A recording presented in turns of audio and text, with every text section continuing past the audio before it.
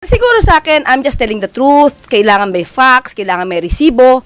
Kung may tinatamaan ako ng aking kidlat, wala na ako magagawa doon. Basta ako, kung gusto ko maiparating sa tao to, ito ang totoo at sila yung fake news. Sa akin, I'm just telling the truth. Kailangan may facts, kailangan may resibo. Kung may tinatamaan ako ng aking kidlat, wala na ako magagawa doon. Basta ako, kung gusto ko maiparating sa tao to, ito ang totoo at sila yung fake news. Dapat ganon. Would you say that integral ho sa role ninyo yon ang maging isang lightning rod ng palasyo at ng Pangulo? Actually, nung una akong kinausap ng Pangulo, hindi napag-usapan ko ano yung talagang role ko. Hindi, sinabi lang sa akin, you will be the face. So, di ba sanay tayo ng walang spokesperson, walang press briefer? Oo, si Pangulo sanay dati, tayo na wala. ganun eh. Kasi si Ma'am Daphne, parang ang dating is parang moderator eh. So hindi ko siya ma-imagine at the time. So, the first day, kumbaga nabinyagan ako, yung day na taking namin, unang lumabas agad na tanong from Maricel ng Channel 5 and Kalili. Ivan Mayrina. Mayrina. Doon pa lang sumagot na ako. Tapos, so hindi ko alam ko, pa rin. Kasi ang sabi lang ng Pangulo sa amin, na i-counter namin, gusto niya mapakita sa tao kung ano yung programa. And at the same time, ma-counter namin yung mga fake news. Yun talaga yung mandato namin. So, hindi ko in-expect, hindi ko inisip na yung iniisip nyo ngayon, yun yung magiging mangyayari sa akin. Kumabit na sa'yo. The role chose you. Diba? But siguro sa akin, I'm just telling the truth. Kailangan may facts, kailangan may resibo.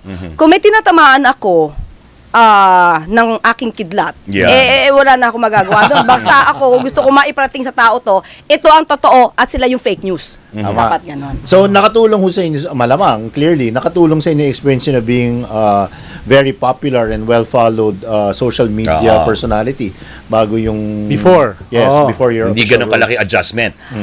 Siguro mas nakatulong sa akin yung pagiging trial lawyer.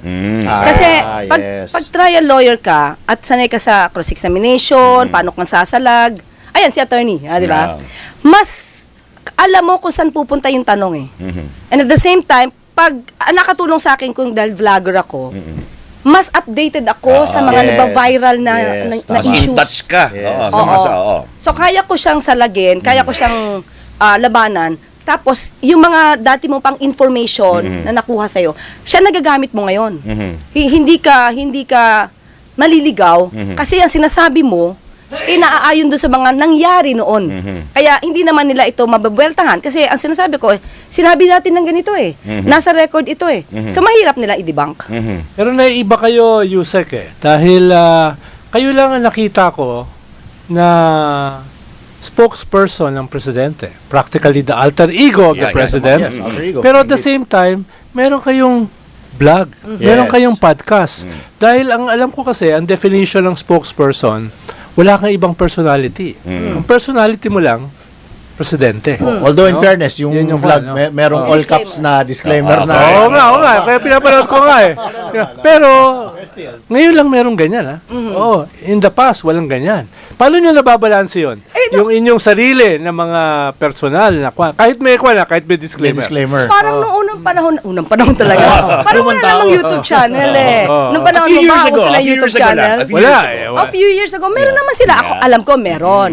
Ang sa akin lang kasi, I am just exercising my freedom of expression. Na marami naman na, kumbaga, binaburag nila to. I'm just exercising my freedom of expression. So, ba't naman hindi ko ma-exercise? Parang may kilay talaga kayo, ma'am. May nakita ko yung kilay na gumaganda.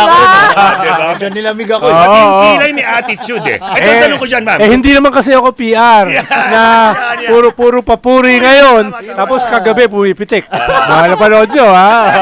Ako hindi. Sabi ng tenga ko, aray! May tama eh, no? May Nandun latay. sila Kuya Germ sa kansenator. Aray! Speaking of kilay, ma'am, ito, ang tanong ko simpleng-simple kasi napapansin ko nga, how do you control yourself? No? Kasi ito, yung sinasabi ni Alan, tinatanggap mo yung kidlat, pero nagbabato ka eh. Minsan eh, talagang, yung bato nga parang si Zeus eh. Parang boom! How do you, paano nyo po minamanage yun kung kailan kayo babato naman? Kinakalculate or kinakalibrate. Correct. May nagsasabi ba sa inyo Yan, na, Oh, Hinay, yung That's a may great tumatapik ba sa yung balikat kilay nyo? ang nagdidikta niyan. Yan. Sige nga, sige nga. O bahala na kayo. Masarap ba yung almusal ko? Hindi, syempre, Papatulang ko ba to? Yan. pag nasa podium Yan. ka, iba yung pag nasa podium ka, iba yung pag nasa vlog ka eh. Oo. So, syempre, pag nasa podium ka, Mm. ito yung magiging parte ng balita, ito yung magagaling talaga from the palace. Kumbaga, walang disclaimer yun eh. Apo, apo. Yes. So, kailangan, kung ano yung alam ko na nasa balita, kung ano yung facts, Mhm. yun yung ibabalita ko. Mhm. At hindi ako pwede mag-ad hominem. Anyway, hindi naman talaga ako nag-ad hominem kahit sa vlog ko eh. Hindi ako sanay mag-ad hominem eh. So, hindi ako pwedeng ganon. Mhm. And the same time, kapag ka may fake news naman, Mhm. kasi nababalita mo na yan eh. Yun nga, Nagbabiral siya correct. talaga eh. Opo. A night before. Mhm. So, aalamin ko na yon Mhm. kung paano ko ito Mhm. madidebunk. Mhm. Kasi kung may katotohanan, ay kailangan ko naman siyang tanggapin kung totoo naman yun. At, Kasi yun yung instruction sa ni BBM. Oo. Pag may fake news, anihin. oo, kung may fake news, Oo. ang isa sa mga naging issue na fake, ito naman, alam nyo na to eh. Sige, sige. Isang fake police blotter from Beverly Hills. Yan. O, naalala ko nga yun. Ah, Tama, oo. isang kilalang journalist. Uy, uy, uy. Journalist. Ah, The kilay. The Ang- kilay is killing. Oh. Journalist ba yun? ay, nasaan ni? Meron kasi kami rules as journalist eh. Are you talking about Bobby Tiglao? Oy. Kasi, naglabas siya. At may hamon siya sa akin Yun doon. nga, oo. So, syempre ako, unaware ako of the Yes. facts. And, if you can still remember, yung kwento na yon, it was previously stated by no other than the Vice President. Correct, correct. Yung pinaka yun, na nahuli na ganyan, may ganun, ganyan. may balitang ganyan, oo. So, at that time, pag may mga ganon, hindi na namin pinapalaki. Di ba? May mga issues na hindi naman kailangan palakin kasi alam mo na hindi totoo. Pero pag lumaki yan, we have to answer back. Correct, opo. And then, nung ninaman namin niya, kumuha kami ng dokumento to counter that journalist na As baka journalist kaibigan should. mo. Oo. Ha? Parang hindi niya ako tinutukoy na kaibigan. Oo. So, Parang nag-walk out sa akin dati noon, spokesman siya ng isang presidente. ganun ba? Naging spokesman din yun eh. Kaya nga eh, bakit nga nagkakaganyan siya? Okay. And diba, at that time, nung alam ko na meron na ako Hawak. na hawak ng katotohanan, Official. Oo. sinabi ko na that's fake news. Yan, ganun. That's the time. And thanks to ABS-CBN and Net25, talagang they went on their way Na para nag-verify malaman din. nila Oo. at napatunayan na yung pinalabas ni Bobby Tiglao, altered. Yan. oo. Altered. So, yung mga gano'n na dapat talaga na tinututukan kasi pag lumaki at hindi namin na-counter, sobrang negative sa palasyo, sobrang negative sa Pangulo. Hindi lang naman sabihin nila, si First Lady lang naman ang tinatarget yun. No.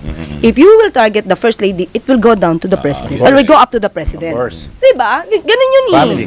Familiar Oh, ties nip yan. it at the bud. Tinatanong rin na Yusek dito, ano daw reaction nyo nung nag-viral yung pangalang Anticlear? I mean, Yan, sige. Oh, the Anticlear, oh. Ano ba yan? Good ba yan? Goods ba yun? Good. Oh. Yes! Oh, yeah. Bakit? Magagamit yan sa kampanya. Yan!